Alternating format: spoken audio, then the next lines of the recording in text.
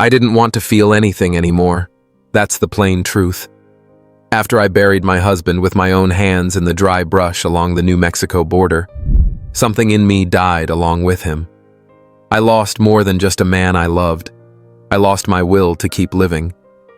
But that afternoon, with the sun barely dragging itself behind the mountains and the trees whispering secrets older than time, I saw something that forced me to go on. 3 children. They stood there right in the middle of the dusty trail, still as shadows. Their big dark eyes locked on mine like they had been waiting for me. They were small, too small, no older than 5 at most. Dirty, bruised, thin. One of them was shivering. Another wore a necklace strung with red feathers. But all 3 carried the same expression in their eyes, a kind of grief that was far too old for such young faces. I froze. My chest tightened, still heavy with mourning. But something shifted inside me when I looked at them. Without speaking a word, they began to follow. I held out my hand, and they came. The forest had fallen silent, as though the whole world had paused to watch that moment unfold. I was a black woman alone, living on land that had never been mine to begin with. A widow, a stranger. But on that trail, we were no longer strangers to each other. We were just fractured pieces of the same broken story. I took them with me. I didn't ask their names. I didn't want to know what they had survived. Still, we walked side by side until we reached my cabin, a small, isolated shelter tucked away from the community, hidden between tall rocks and tangled shrubs, where I grew herbs and tried to forget all I had lost. I took the children in like they were my own, though I couldn't explain why. I bathed them, fed them, wrapped them in the few clean cloths I had, and when night fell, they curled up against me as if they'd known me all their lives, as if they trusted me, as if I was the last living soul in the ruins of their world. I stayed awake beside them, eyes open in the dark, heart sinking deeper into its weight. I didn't know where they'd come from. I didn't know who was out there looking for them. But I knew one thing for sure. Something much bigger than me had begun that day, and I had no idea what was waiting ahead. When I first came to that community 4 years before, no one asked why I'd chosen to settle there. And maybe that silence hurt more than any question could have. I was just the black woman living near the Apache reservation, a healer with a reputation for knowing too much. At least that's what some folks said with either scorn or unease. They called me Lena, but behind closed doors they whispered another name, Black Widow. Not out of pure malice, but something quieter. Suspicion. My husband's death had been sudden. He was a hunter born and raised in Texas, no stranger to the wilderness or its dangers. But it only took one misstep, one moment of losing his footing, and he slipped off a ridge and never came back. I was the one who found his body hidden beneath a blanket of dead leaves, eyes wide open like he'd seen something I never would. After that, people looked at me differently, like I'd been marked by something otherworldly. The small cabin I lived in was about a half-hour walk from the rural settlement where I bought supplies and sold my teas. Folks there respected me, or at least pretended to. The elders watched me with wary eyes. Some even crossed the road when they saw me coming. I wasn't one of theirs, but I wasn't completely an outsider either. I was stuck in some uneasy space between the two. And still, I stayed. I kept planting herbs, tending wounds, helping women give birth, easing fevers, and keeping my distance. Because I understood all too well in this land a woman on her own was seen as a threat. After I brought the triplets into my home, things got worse. At first, no one even knew I had children with me. I kept them hidden inside the house, away from wandering eyes and curious stares. I gave them temporary names. Nahu, the serious one who barely ever cried. Koa, the one whose hands never stopped exploring. And Mina, the tiny girl with sorrowful eyes who clung to my arm while she slept. They didn't talk much, only to each other in whispers of a language I couldn't fully grasp. Still, something unspoken bound us together, quiet, invisible, but unmistakably real. They didn't try to run. They weren't scared of me. I slowly began to pick up on their silent language, Nahu would wake up drenched in sweat in the middle of the night, eyes wide open. Mina stopped eating any time she heard thunder in the distance. Koa hid food under the mattress, instinct born from knowing hunger too deeply. And then there were the necklaces. Each child wore a different one, adorned with feathers, colored beads, and symbols I couldn't decipher. But one of them brought me to a dead stop, Nahu's. His pendant held a circle with 3 arrows woven together and a vertical line slicing down the center. It sent a chill across my skin. I'd seen that marking before. Years ago, back when my husband was still alive, we visited a trade gathering between native tribes and healers. That's where, for just a moment, my eyes met those of an Apache man, strong, silent, with a gaze that pierced straight through me. He didn't say a word, just pointed to his arm where the same symbol had been inked into his skin. I looked away quickly. I never forgot that moment. And now there it was again, dangling from the neck of a child, asleep in my arms. Coincidence. Fate. A sign I couldn't say. But from that moment on, I felt certain those kids weren't just wandering orphans. They belonged to someone. They carried a past. And sooner or later, that past was going to come knocking at my door. By the 3rd week with them, I could feel something shifting, not just in the house, but in me. I'd long lost track of how many nights one of them clung to my arm, another curled up with their head in my lap, while the third murmured fragments of Apache in their sleep, trapped in nightmares. I learned to heat stones in the fire and slide them under the thin blankets so they wouldn't shiver so hard in the cold. I also learned to listen. Even when no words were spoken, our bond deepened. I could see it in their eyes and in mine when I caught my own reflection. For the first time since my husband's death, I woke up with something like a purpose. I had someone to protect. That's what led me to study their necklaces. In the soft light of morning, while they played outside with sticks and leaves, I sat down with the pendants in hand.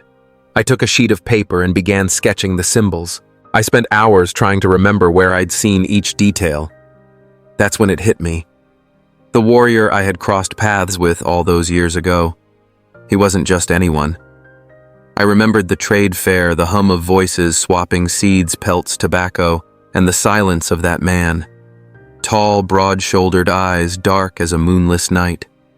When our gazes met, it hadn't been fear of danger that filled me. It was fear of something that could change me. The marking on his arm wasn't just a tattoo. It was a ritual brand. And now that same symbol hung from Nahu's necklace.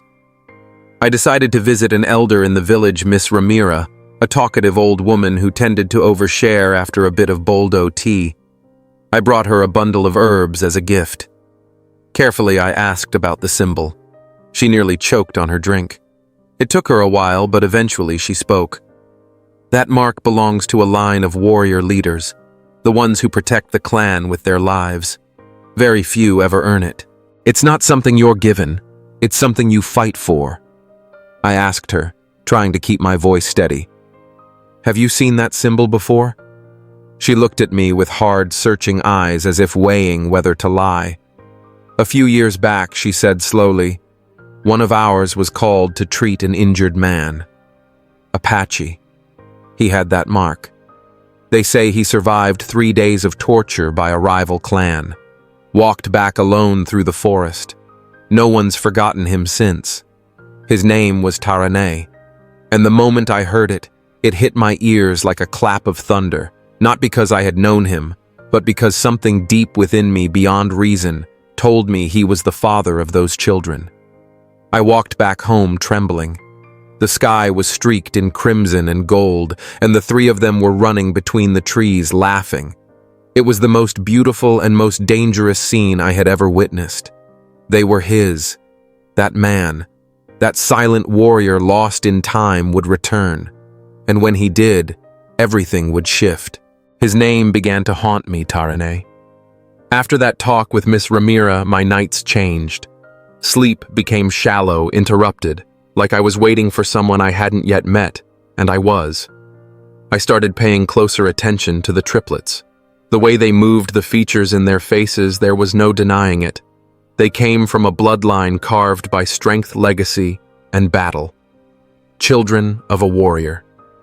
And as if the universe had been listening in on my thoughts just a week later, the rumors started to trickle in.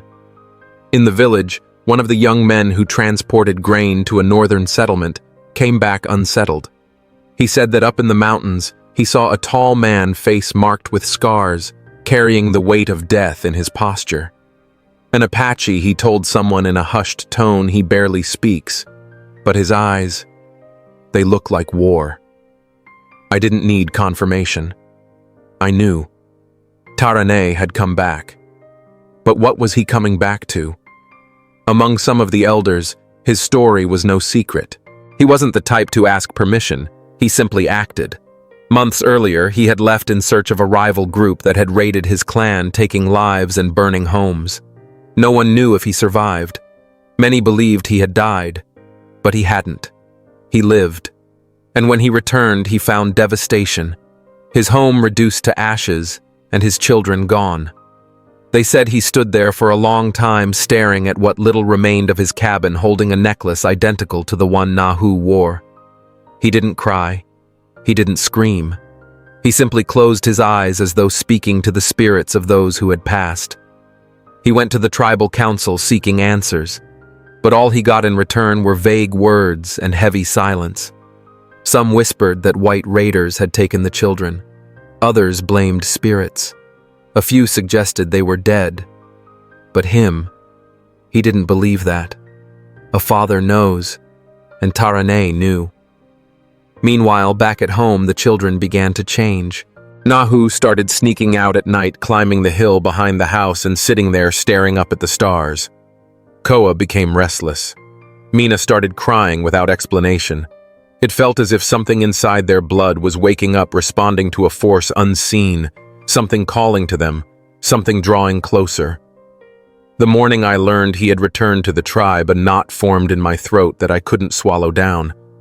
I spent the entire day outside the cabin, unable to do anything but wait like someone was supposed to arrive. But he didn't come. Not yet. That night, sitting by the fire with all 3 children in my arms, I spoke words I had been too afraid to say out loud before. Your father is alive. They looked at me. No one said a thing. But their eyes said everything. They already knew. Fate doesn't send warnings before it turns a corner. It just arrives like an arrow in the dark. The herbal exchange between communities was an old tradition. One set day each month when healers, midwives, and elders would gather in an open field to trade herbs, teas, roots, and sometimes even stories. I almost skipped it that time, but something inside me insisted I had to go. I brought my best jars, wore the embroidered blouse my husband had given me before he died, tied my hair back with a scarf, and I went. The field was full as always. Low voices, sideways glances, my name always murmured between clenched teeth. I saw the Apache elder trading seeds with a young man, and then I saw him, a figure standing still, unmoving across the field. It was him, Taranay. I didn't need anyone to tell me. His stance alone said everything.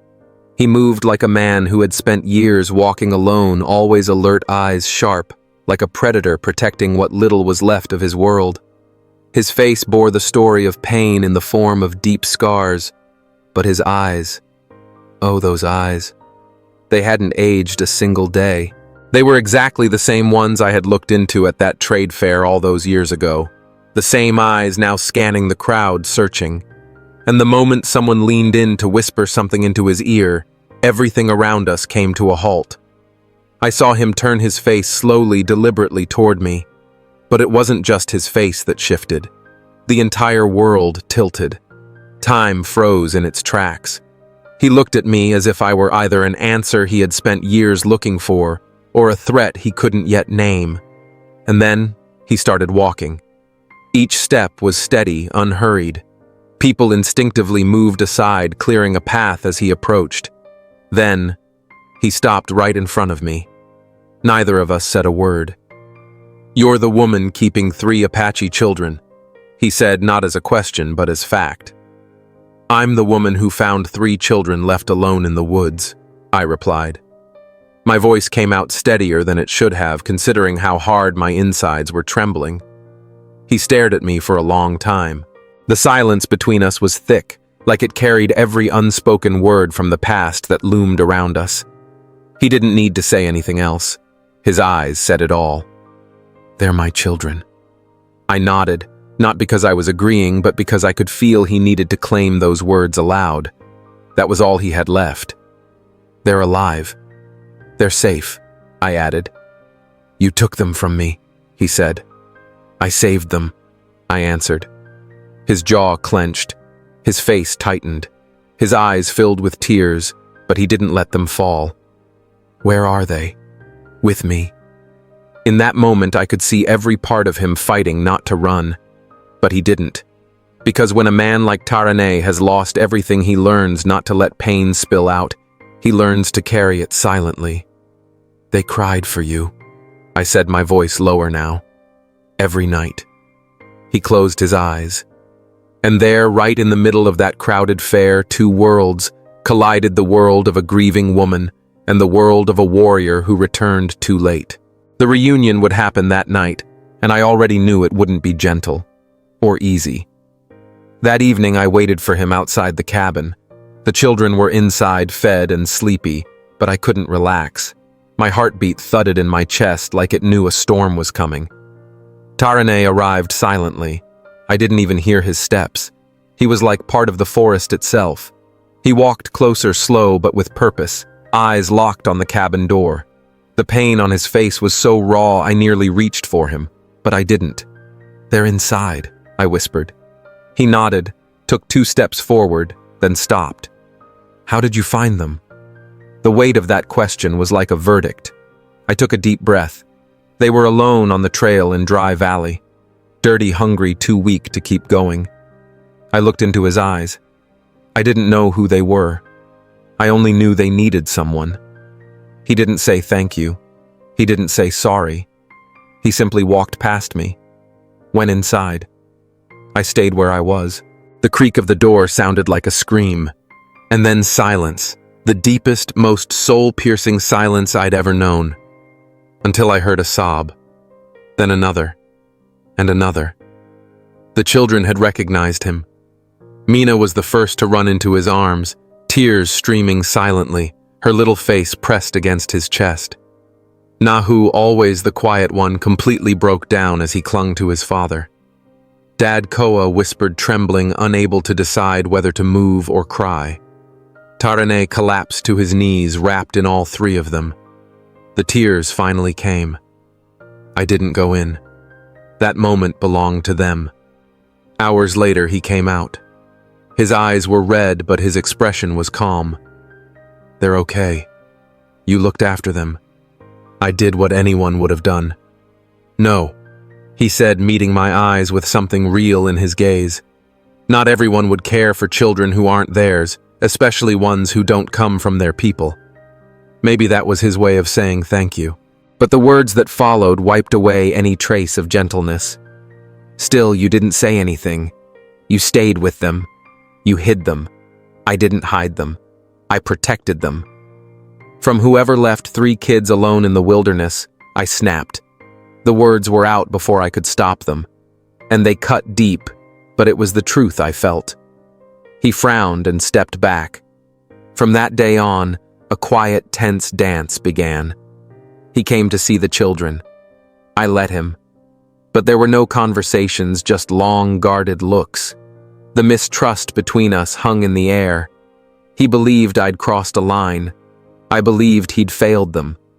That's how the days passed, him coming and going, never smiling, and me pretending I didn't care. The children were caught between 2 silences. But there was something neither of us could ignore, the way our eyes lingered. When I thought he wasn't looking, I'd catch him watching me, my hands, my face, my every move.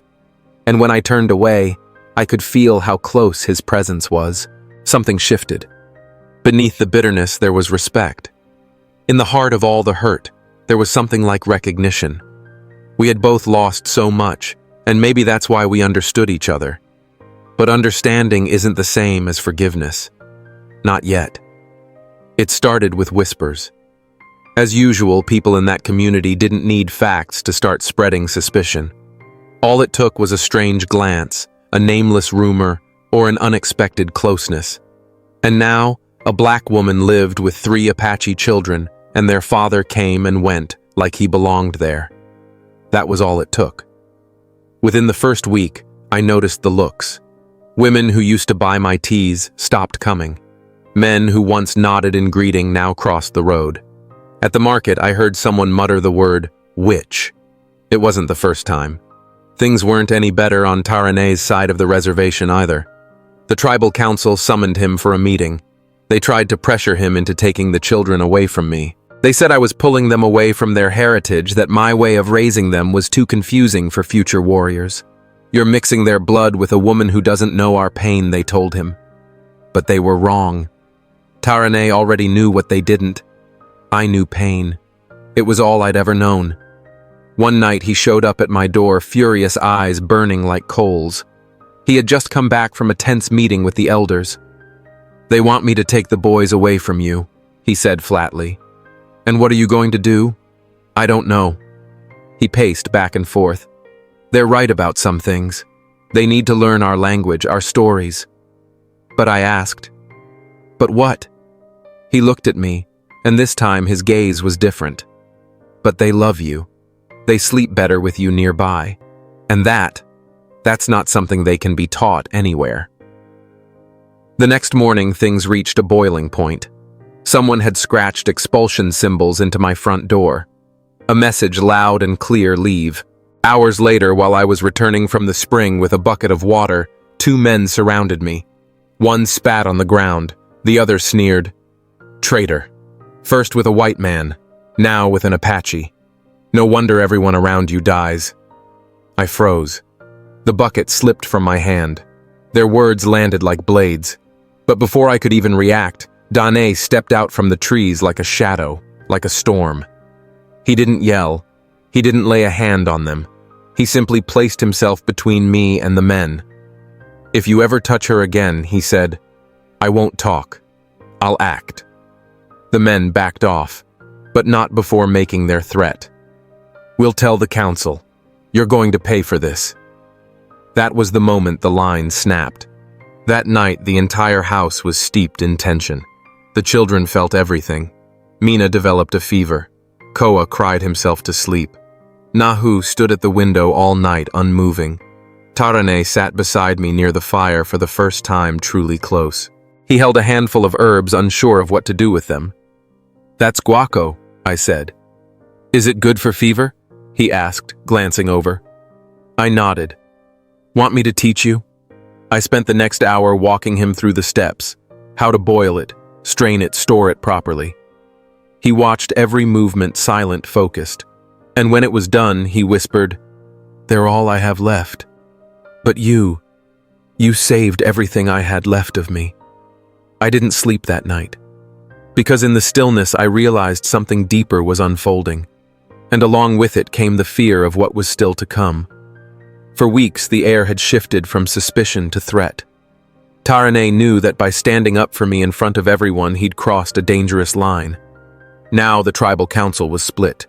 Some saw him as a traitor for standing with an outsider. Others quietly admitted a truth no one wanted to say aloud, that without me, maybe his children wouldn't have survived. On my side, the situation was unbearable. People in the village turned their faces away. They said I was lost, that my soul had been corrupted by ancient rituals. I heard them. I said nothing. But inside I was tired. Tired of fighting walls that only grew taller. The children felt it too. Mina grew thinner. Koa refused to leave his room. And Nahu began drawing strange shapes on the clay wall circles, faces, symbols. "It's a dream I keep having," he told me one day. "I dream of fire. And of Mom running. When..." He paused. "Mom." Something inside me locked up. I wasn't their mother. I would never be. But then again, how do you separate what we'd been through together? That's when I made my decision, the hardest I'd ever made. I waited until dusk, when the sky turned orange, as if the sun itself was signaling the end of something. I asked Tarane to meet me outside.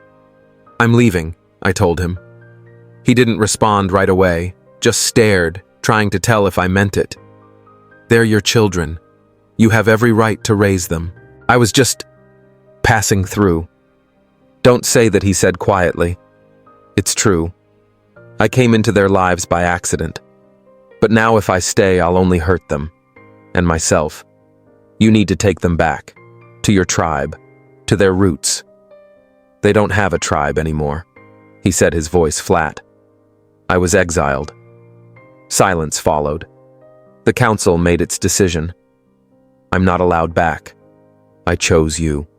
And because of that, I lost everything." His words cut deeper than I expected. "Tarane, I never asked you to choose." "No, but I did. Because when I came back and had nothing left, you were the one holding what was left of my soul, and you didn't let it fall." I couldn't speak. The children inside could hear us. They could feel it. "Do you really want to leave, Lena?" he asked. I hesitated, then nodded. "I want what's best for them. And what's best for them isn't me." He looked at the house, his hands trembling. "They cried for me when I was gone. And now they cry for you. Are you really going to leave them twice?" That question broke something inside me. I walked to the door. Nahu was staring at me, unmoving. Koa sat curled in the corner, his face swollen from crying. Mina clung to me tightly, saying nothing. And that was the moment Tarane stepped inside. For the first time in front of them all, he raised his voice. "Listen closely," he said. "Stand firm. She saved Q, and she loved them even when I wasn't around. If anyone dares to lay a hand on her, they'll have to go through me." His words cut through the air like an arrow. It was the defense I never thought I'd receive, and also the final chapter. The next morning, he left with the children. I stood frozen on the porch, but before they disappeared down the trail, he stopped. "I don't know where we'll build our life, but when I do, I'll come back for you." And then he left. With them. Taking half of who I was with him. The days without them were hollow and dry. No sound. No color. The cabin felt too big. The bed too cold, even with the fire still burning. And the silence, it became something alive, always there. It wasn't just missing them. It felt like someone had torn my heart out and yet left it beating just to remind me of what I'd lost. I stayed not out of fear, but because I had no strength left to leave. I lived off my medicine work, selling herbs and teas again. Some still looked at me sideways, but most now pretended I didn't exist. The Black Widow, they said, was finally alone again. But destiny never leaves anything unfinished. Nearly a year later, on a gray morning, I received an unexpected visitor, the younger brother of one of the Apache elders. He brought a message. A new leader had taken over the tribe. Young, open-minded. He'd heard the story of Tarane and wanted to make things right. "Tarane has been invited to return," the man said, barely meeting my eyes. And he made one condition. My heart stopped. "That you come with him, as his wife." The words echoed like thunder inside me. My throat closed. The ground vanished. He came back for me. That same afternoon, I started packing. I didn't have much. A few bottles, one set of clothes, and the red scarf I wore the day we met. I followed the trail to the village, the same path they had taken months before. By the time I arrived, the sun was slipping behind the mountains. And there they were, Tarane standing tall, his eyes locked on mine. Thinner, hardened, but steady. Nahu, Koa, and Mina ran straight to me. They said nothing, just held me like I'd never left. Tarane walked slowly until he stood right in front of me. "This is our home now," he said, "if you want it." I looked around. The village was quiet. People were watching, some with curiosity, some with respect. No hostility. The new chief nodded at me from a distance, acknowledging my presence. And I understood. They no longer saw me as a threat. Tarane held out his hand. "I can't promise it'll be easy, but I can promise you'll never be alone again." And right there, my bare feet on red earth, I said yes. We went home. A new cabin one he built with his own hands with help from the children. It was simple, but alive. Flowers Mina had planted a wooden bench carved by Nahu, a feathered necklace hanging by the door, Koa's gift. That first night, we all slept under one roof like a family, like a new beginning. I never said I loved him. He didn't say it either. But we didn't need to. Love was in everything that survived. The years passed like wind weaving through the mountains, sometimes calm, sometimes wild, but always present. Life with Taraneh was never easy. It didn't have to be. We learned to share silence, grief, and the little we had. He taught me to hunt, to read the sky. I taught him how to make tinctures to heal wounds with herbs. Living together didn't erase the past, but it built something new on top of it. The children grew up with their feet in the soil and their hearts split between two worlds, his and mine. Mina learned to make soap from flowers and sold it at the village market. Koa became an apprentice builder. Nahu fell in love with medicine like I did. They knew where they came from, and now they knew where they were headed. The village accepted us, slowly, with effort, with respect. Taraneh regained his place as a man of honor among his people, but he never rejoined the council. He used to say he already had everything he needed, his children, and me. One night, with the children asleep and the stars heavy in the sky, I sat beside him near the fire. He stirred the embers with a stick, quiet for a long time. I still think about that day, he said, eyes on the flames. Which one? The day I saw you with my children. I've never felt so much rage and gratitude at the same time. I smiled. I still think about the day I let you take them. I thought I was giving them back to you, but I realized a piece of them had become mine too. He looked at me, touched my hand. We sat there, no words needed. In the end, love didn't come like a thunderstorm. It came like a fire lit in the cold, quiet, steady warm. Years later, when Mina married a boy from a neighboring village, the ceremony was beautiful, filled with songs from both her worlds. Koa moved to the city, but he always came back. And Nahu stayed, became a healer like me, like his father. In the last letter I ever wrote before my hands gave out, I told this story. I said I never became a mother in the usual sense, but I was a mother in the deepest way, one who loves, who protects, who stays. And even with the scars of grief, I found a home where I least expected it, among roots not my own, with children I didn't bear, and in the eyes of a man who carried both battle and tenderness inside him. In the end, I learned that blood doesn't define a family, courage does. The courage to love even when everything says it won't work. The courage to stay when everyone else leaves. The courage to trust where there were only ruins. That was my story. And if you're hearing it now, it's because it needed to be told. If this story touched your heart, don't forget to leave a like, share your thoughts in the comments, and subscribe to the channel so you won't miss the next chapter of stories.